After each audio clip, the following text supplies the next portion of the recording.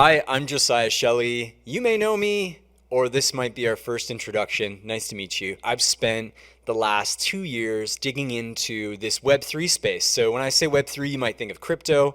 Crypto's a part of it, but there's the metaverse or things like NFTs, blockchain technology. And what I've learned, and I've actually interviewed over 12 people working on projects in this space with my colleague Jeeves, and it's really important for us as marketers to understand this big transformation in really the internet. And I want to talk about three things with you. I'm going to take 5, maybe 10 minutes max to talk about these things. When you hear me say Nike, Disney, Salesforce, Microsoft, what do all these companies have in common? Honestly, what they have in common is that they're all hiring people for working on the metaverse for them. Like they're actually hiring like directors of the metaverse or head of the chief metaverse officer. Yes, these are titles that they're using, which is something totally radically new. But when I see hiring happening like that, I think of labor, talent, brain power being put into this area within sort of this large corporate Fortune 100 space. This will trickle down into mid-sized organizations and then to mass market, because you know that these organizations are going to bring something new in the metaverse space. And really where all the technology converges is the metaverse. Let's just talk about this plainly. I might be saying metaverse, you're like, I don't even know what that is. And a lot of marketers, a lot of people in this space would say, I don't really know what that is. For me, it's already here. You look at Roblox, over 40 million active users on Roblox with community-led developers creating spaces. Walmart just launched an experience. This is a virtual world with an avatar that you participate in. Yes, virtual reality, these haptic technologies are advancing, and Meta and a bunch of companies are working on it. But it is here today. Like, metaverse is in this way far out concept, and it's not just for gamers. I think what's interesting is when I've had conversations internally and we talk about this concept. I got into road cycling this past summer, and now it's getting cold here in Canada.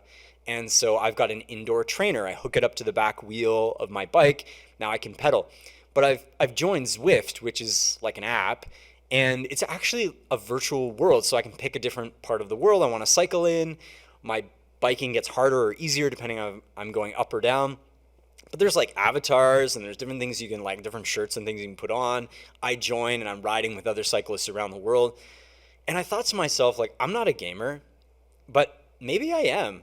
You know, these worlds of like physical, digital, or like gamer or not, I think, and maybe you got addicted to Wordle over the last 2 years. Like, you might be a gamer and not even realize it. And I think companies that are tapping into this metaverse style world, this is where it's happening. Like, it's not far out or distant future. It is happening today, and large communities are highly engaged in the metaverse. So my takeaway is you need to see where communities are engaging and forming, and you might have opportunities to tap into them, and it requires somebody who's intimate with this space.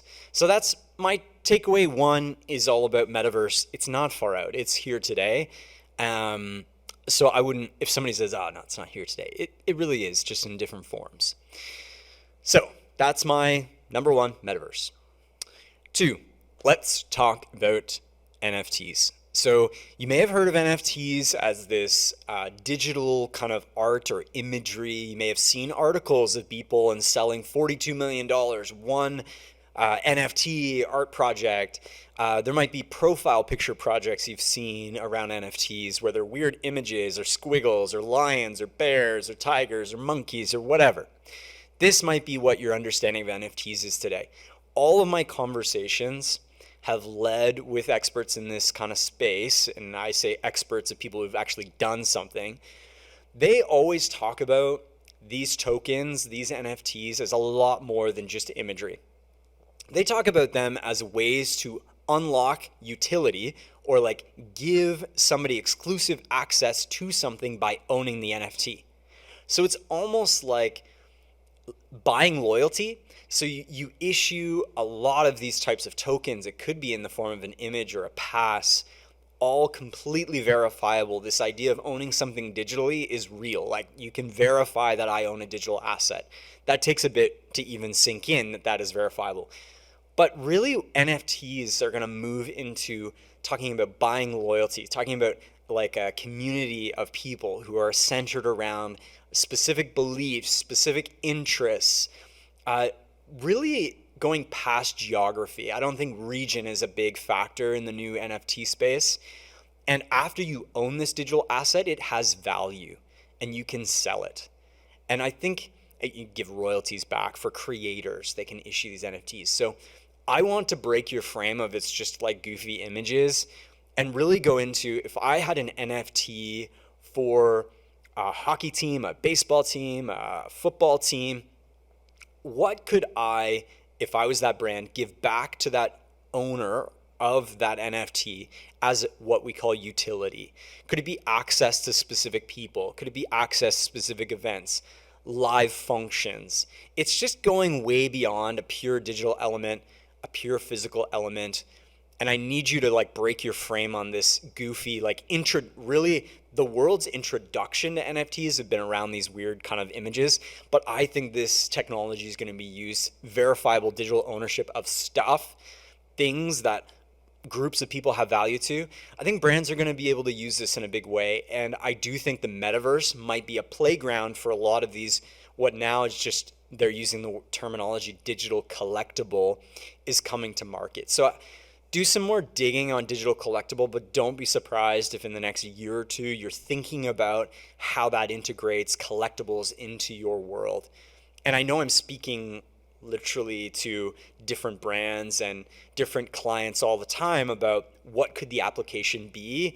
We have to get into a clear headspace because it could be almost anything the utility you provide, and NFT is a very unique, verifiable way to give some digital ownership in a really broad geography. So very cool. That's NFTs.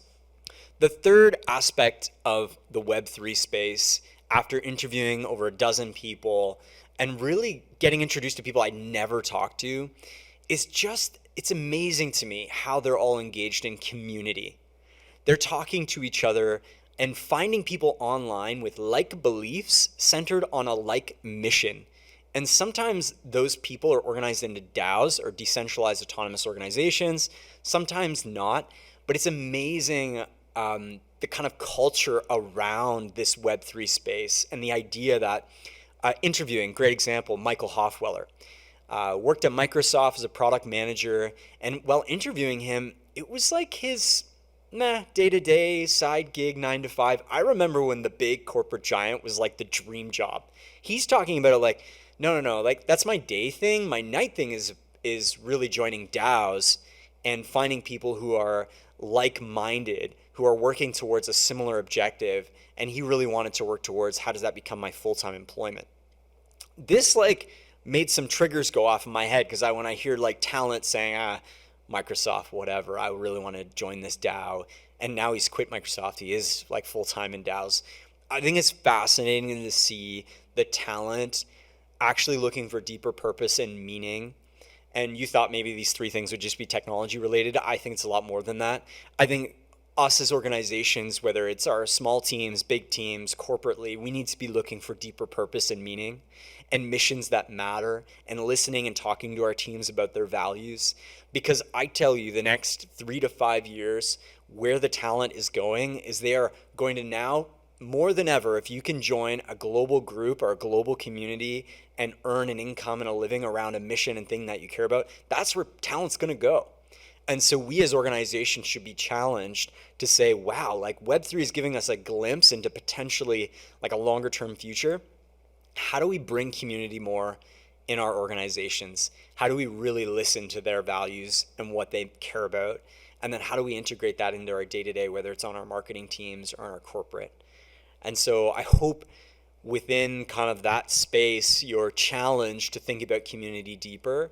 And I don't think it's just like, I as an organization need to create a community and engage these people. I think we can participate in these communities and carry out our organizational missions together with other companies. And these are groups of people that we can actually collaborate with and are very open to collaborating with. So if you look up DAOs, You look at some of these Web3 communities, you're going to find a very passionate, giving group, and I think people are going to gravitate towards that. So to recap, one, I talked about the metaverse. And this is where all technologies converge. It's where the corporate giants are focusing their attention. It's where talent's going. It's where it's being hired.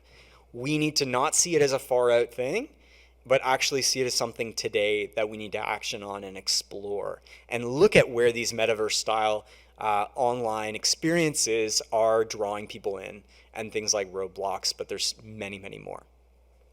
Number two, NFTs. It's not just a squiggle, an image. It's really a lot more than that, around how do you give digital ownership and in turn get utility, or get a function I couldn't do back, or a way to engage with a company that I couldn't before through these technologies. So NFTs, I think, as a digital collectible, we're going to see more and more of that.